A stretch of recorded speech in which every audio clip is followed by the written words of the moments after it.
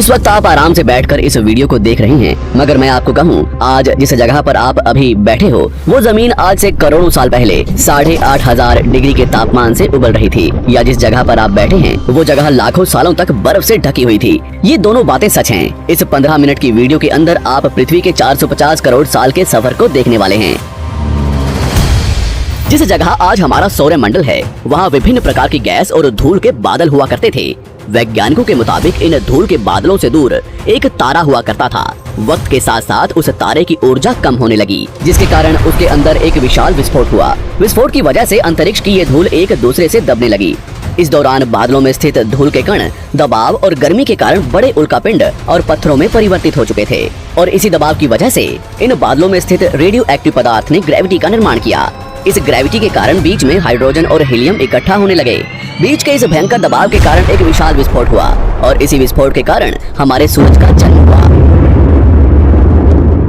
अंतरिक्ष में फैले एस्टेरॉयड यानी क्षुद्र ग्रहों में भारी वजन की वजह से सूरज के करीब आकर सूरज की परिक्रमा करने लगे। धीरे धीरे इन्हीं एस्टेरॉयड में भारी टकराव हुआ, जिसके फलस्वरूप मरकरी, विनस, अर्थ और मार्स जैसे ग्रहों का निर्माण हुआ। वैज्ञानिकों के मुताबिक उस वक्त पृथ्वी और मार्स यानी मंगल ग्रह के बीच थिया नामक ग्रह सूरज की परिक्रमा किया करता था। पृथ्वी पर ग्रेविटी होने की वजह से सूरज की परिक्रमा करने वाले एस्टेरॉयड अब पृथ्वी की परिक्रमा करने लगे, और धीरे धीरे करोड़ों सालों तक ये पृथ्वी पर गिरते रहे। और ऐसी घटना हमारे पड़ोसी ग्रह थिया पर भी हो रही थी, जिसके कारण थिया पृथ्वी के और करीब आने लगा और आकर पृथ्वी से टकराया। इस भयंकर टकराव की वजह से पृथ्वी के हिस्से कणों के रूप में अंतरिक्ष में फैल गए और एक रिंग्स की तरह पृथ्वी की परिक्रमा करने लगे। इन्हीं परिक्रमा करते हुए कणों में टकराव होने लगा, जिसके कारण हमारे चांद का निर्माण हुआ। उस वक्त पृथ्वी पर सिर्फ एक ही समुद्र हुआ करता था, और वो था 1900 डिग्री सेल्सियस की तापमान पर उबलते हुए लावे का। उबल रही थी वो सारी चीजें जिसे आज आप अलग अलग नाम से जानते हैं। वक्त के साथ साथ पृथ्वी धीरे धीरे ठंडी हो रही थी, जिसके कारण पृथ्वी के भारी तत्व जैसे धातु और रेडियो एक्टिव पदार्थ पृथ्वी के केंद्र में जाकर इकट्ठा हो गए, और हल्के पदार्थ पृथ्वी की सतह पर आ गए। लाखों सालों तक पृथ्वी पर उल्कापिंडों की बरसात हुई, और इन गिरते हुए उल्कापिंडों में जमा था नमक, मिनरल्स और पानी। करोड़ों सालों तक इन उल्कापिंडों की बरसात होती रही, और धीरे धीरे पृथ्वी की ऊपरी सतह पानी से ढकने लगी। वैज्ञानिकों के मुताबिक यही वो वक्त था जब दूर गहरे पानी के अंदर निकलते ज्वालामुखियों से पहली बार सूक्ष्म जीवों का निर्माण हुआ। लाखों सालों बाद एक वक्त ऐसा आया जब पृथ्वी की पूरी सतह पानी से ढक चुकी थी।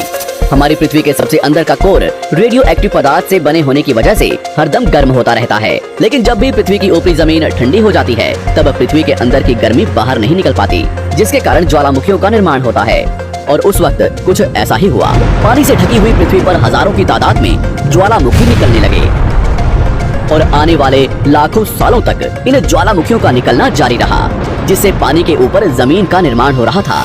इस वक्त भी पृथ्वी पर वातावरण न होने की वजह से अंतरिक्ष से उल्कापिंडों की बरसात हो रही थी।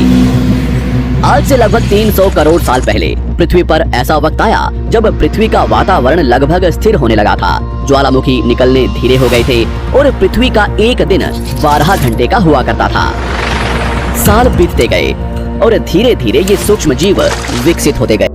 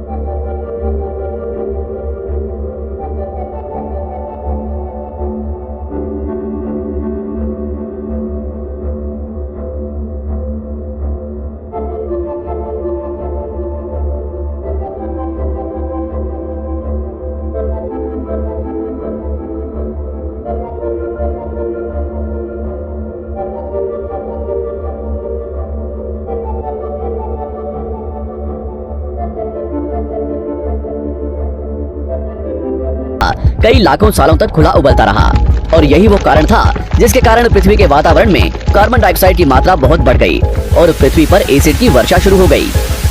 एसिड रेन की वजह से पृथ्वी का तापमान घटने लगा और तापमान इतना घटा कि पृथ्वी के ऊपर स्थित पानी बर्फ में परिवर्तित होने लगा। पृथ्वी पर पहली बार भयंकर आइस एज आया। इस वक्त पूरी पृथ्वी सफेद बर्फ से ढक चुकी थी। आमतौर पर जब धरती पर सूरज की किरणें गिरती हैं, तब जमीन उन किरणों को सोख लेती है, मगर क्योंकि पूरी पृथ्वी बर्फ से ढक चुकी थी और क्योंकि बर्फ सफेद और चमकीली होती है, जिसके कारण सूरज की किरणें धरती पर गिरने के बाद वापस चली जाती थी।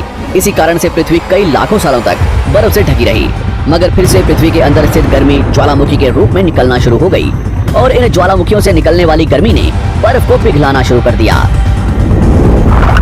इसी बीच पृथ्वी की गहराई में बचे कुछ सूक्ष्म जीव धीरे धीरे बदल रहे थे और अब वो ऑक्सीजन को अपने शरीर को बड़ा और जटिल बनाने के लिए इस्तेमाल करने लगे थे। इस बीच पानी में अलग से भी छोटे समुद्री पौधे निकलने शुरू हो चुके थे। बाहर जैसे जैसे ज्वालामुखी निकल रहे थे, वैसे वैसे वातावरण कार्बन डाइऑक्साइड की वजह से गर्म हो रहा था। वक्त के साथ साथ बर्फ तो पिघलने लगी, मगर धरती पर फिर से एसिड की वर्षा शुरू हो गई, जिसके कारण फिर पृथ्वी ठंडी होने लगी और फिर पृथ्वी की ज्यादातर सतह बर्फ से ढक गई।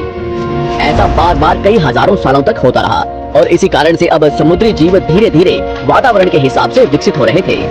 इस बीच कई सारे जीव और समुद्री जंगल विलुप्त हो गए, मगर जो बच गए वो धीरे धीरे पृथ्वी के बदलते तापमान के हिसाब से ढलते गए और अब हजारों सालों बाद समुद्री पेड़ बर्फ की वजह से पूरी तरह से मरते या सूखते नहीं थे। अब सूक्ष्म जीव समुद्री जीव बन चुके थे।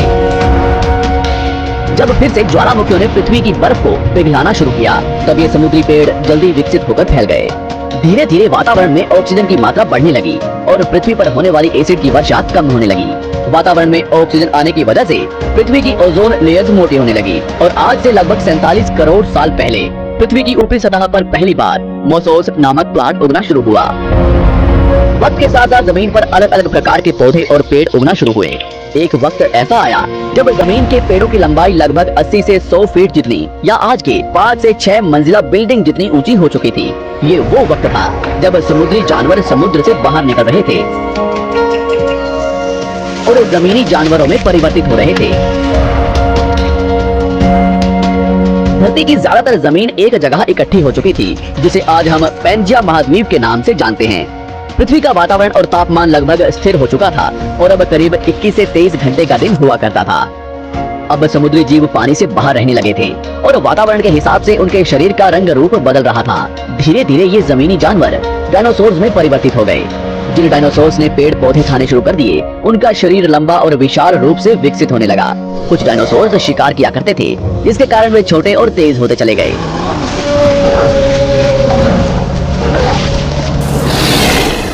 पृथ्वी की ऊपरी जमीन एक जगह इकट्ठी होने के कारण ज्यादातर जमीन रेगिस्तान और बंजर हो चुकी थी। ज्यादातर जंगल समुद्र के करीब हुआ करते थे, जिसमें डायनासोर्स रहा करते थे। आज से लगभग 20 करोड़ साल पहले पैंजिया महाद्वीप टूटना शुरू हो गया। पैंजिया के विभाजित होने की वजह से पृथ्वी की ज्यादातर ऊपरी जमीन पानी के संपर्क में आने लगी, जिसके फलस्वरूप पृथ्वी पर हरियाली बढ़ती गई, जिस वजह से डायनासोर्स और ज्यादा विभिन्न और विशाल होते चले गए। डायनासोर्स ने आने वाले लगभग 20 से 30 करोड़ सालों तक पृथ्वी पर राज किया। उस वक्त डायनासोर्स समुद्र से लेकर जमीन और आसमान तक पूरी पृथ्वी पर राज किया करते थे। इस दौरान अफ्रीका से टूटा भारत सीधे आकर आज के तिब्बत से टकराया और इस टकराव की वजह से हिमालय का निर्माण हुआ।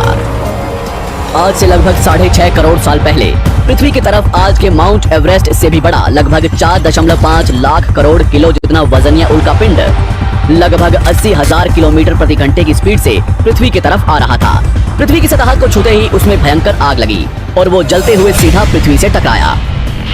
इस टकराव से निकलने वाली ऊर्जा आज के 10 करोड़ परमाणु बम एक साथ फटने के बराबर थी। जहां ये उल्कापिंड गिरा, वहां के जानवर और पेड़ तुरंत भाप बनकर जल गए।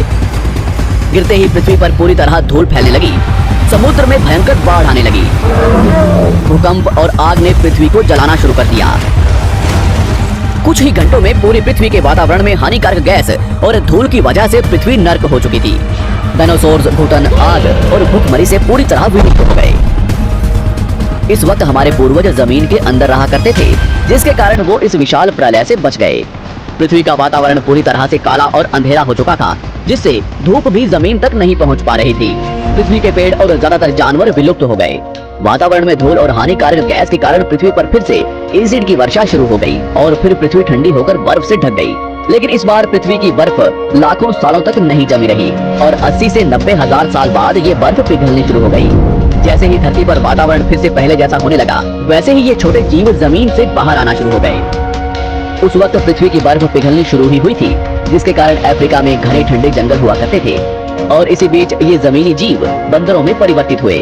मगर जैसे जैसे पृथ्वी गर्म होने लगी, वैसे वैसे अफ्रीका के ये जंगल सूखने लगे। जंगल की चीजें खाने वाले बंदरों को खाने की कमी होने लगी। खाने की तलाश में इन बंदरों ने अपने पैरों पर चलना शुरू कर दिया, जिससे उन्हें दूसरे जानवरों के शिकार करने में मदद मिलती थी। धीरे धीरे बंदर एप्स यानी वानर में परिवर्तित हुए। खाने की तलाश में ये एप्स पृथ्वी के दूसरे हिस्सों में फैलने लगे और धीरे धीरे उनके शरीर का रंग रूप वहाँ के मौसम के हिसाब से बदलता गया। वक्त के साथ साथ हम आदिवासी बने। हमने हथियारों से लेकर आग का आविष्कार किया। हम धीरे धीरे इंसान के रूप में विकसित हुए। हमने धर्म से लेकर परिवार, भाषा और संस्कृति का निर्माण किया और वक्त के साथ साथ हम विकसित होते चले गए और आज हम इस पृथ्वी की सबसे विकसित प्रजाति बन चुके हैं। पृथ्वी को आज के जैसे बनने में लगभग 450 करोड़ साल का वक्त लगा है और हमें एक छोटे जमीन में रहने वाले जानवर से इंसान बनने में कई लाखों सालों का। मगर हमने इन 100 सालों में जितना पृथ्वी को गंदा और तबाह किया है, उतना आज तक किसी भी प्रजाति ने नहीं किया होगा। हम फिर से धरती को गर्म कर रहे हैं और कार्बन डाइऑक्साइड की मात्रा बढ़ा रहे हैं।